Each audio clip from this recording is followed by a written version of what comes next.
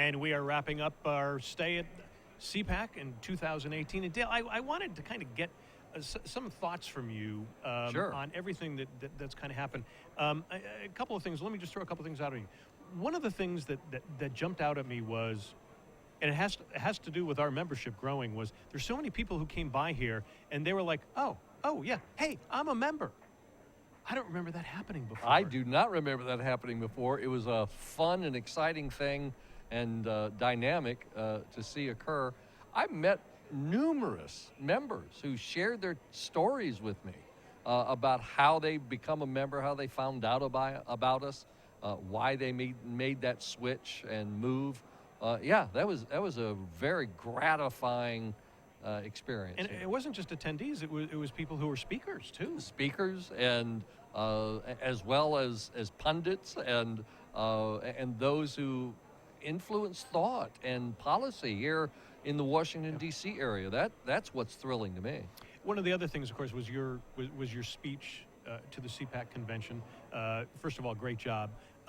What was it like for you? Because technically, you were actually on just before the president. Intimidating. Yeah. Yes, it was definitely intimidating. It was an awareness that what I had to share and talk about was not necessarily the most exciting topic that would be addressed here at a CPAC convention. It was not red meat for the conservatives.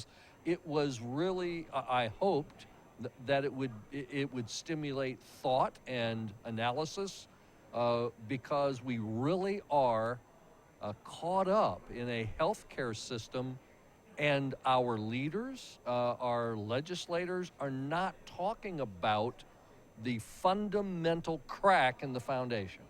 And that's what I wanted to address. And I was fearful, honestly, John, that it would not be necessarily well received, or that anyone would pay any attention to it, or would not consider it to be profound enough to listen to. But what I found, gratefully, was there was not just warm reception, but I've had scores of folks coming up to me and saying, you nailed it. Our problem is the third-party pay system. They got it. Yeah. They grasped it. And so we have a lot of thought alignment here. And that's what gives me encouragement and hope and optimism, for sure. Well, and one of the things I've noticed in a lot of the interviews we were doing here was a lot of the people, when we would bring up, okay, we want to get rid of the third-party pay system, we want to get rid of insurance. And my fear was I was going to see some blank looks. Yeah. Didn't get any of that. Yeah, you're right. Everybody was right on. They understood how it's stopping competition. What was a little discouraging to me was that most of them said the political bureaucracy, the parties, the layer of politics there is still going to keep the system as it is, and we're going to have to do this, like you said, from the grassroots and through the states. Were you getting that as well? I was, and in fact, that gives me hope and optimism again, because I've always maintained that the basis for change is when the people rise up, the individual customers make a change.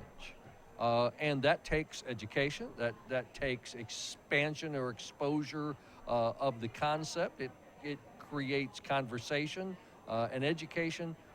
But that was my challenge to the group today, that it's not until we, as individual consumers of healthcare, push the stop button on expanding third-payer options and start making choices and decisions in our own lives that support freedom and opportunity and choice, and the elimination of that third-party payer arrangement. Until we start that, it won't change. Our hope cannot be in the legislators, I should say, Absolutely. John. And so our hope is for the awakening of America to really become the true consumers and customers of healthcare that we are. Just, we need to act like it. Well, and we're up to 250,000 members right now, which is great. At the same time, too, the discouragement from me personally was hearing that there's still that resistance there, and I keep thinking of the Fitzgerald line in The Great Gatsby. You know, boats against the current. You have to keep pushing against it, and I'm just hoping there's a tipping point for us at some point that we're actually going to see it. And well, my belief is that the legislator will catch up with the Which is usually what happens, grassroots yeah. movement as opposed to the other way around. And one of the interesting things, too, for me was the fact that there was no real conversation except from you and me about the Amazon Berkshire Citigroup plan. Now, granted, they haven't revealed to us what it is. Yeah, they haven't given us a whole lot of information yet. And so, and my belief is that I think they're going to be stealing Liberty HealthShare's ideas.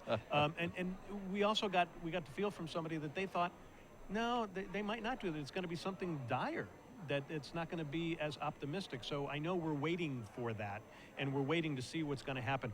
Did you get any sense of what that plan might be and how it might affect us, or how they might be stealing from us? Yeah, I do not have any information. I keep my ear to the ground.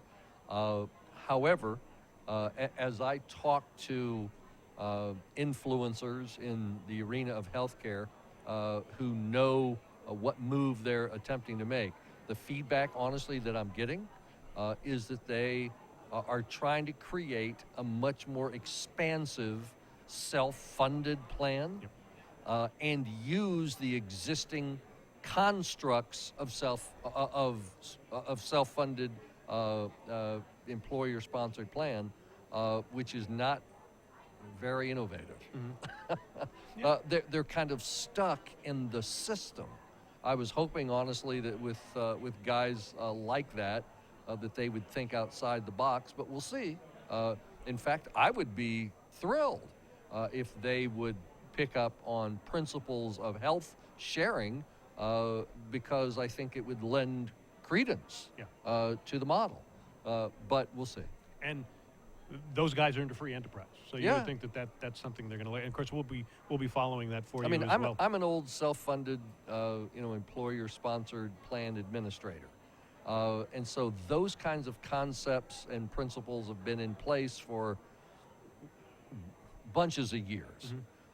And so rather than going to an insurer, they're thinking about, to the best of my information, about funding their own health care. Mm-hmm. Now, that's a step away from third-party payer, but it is still that intermediate area where it's an employer-sponsored arrangement. And so I would be hopeful that they would follow some other principles, but at least for the time being, that seems to be their tendency. And it's moving. It's moving. It is. Anyway. It's a moving target. It's just because we'll see. The costs are just so ridiculous. Yeah. We're here at CPAC, and the thought leaders and the people that you and I sat down with and spoke about healthcare was great. At the same time, too, I do hear pushback from friends or followers of mine going, why are you guys at CPAC? And I go, it's not necessarily that we're like ultra conservative and that's what we're looking for. But at the same time, too, the thinking here kind of fits in with us, and it's not, we're not the alt-right. Can you talk about that? Because some people are like, well, I don't know if I like that. Sure. My intention for being here is to find those who not comply. That's not the word. That really resonate with the principles of individual consumer freedom and choice in the marketplace. And, as was the focus of my talk, the elimination of the third-party pay system. I don't care whether you're a Democrat, a Republican, a independent.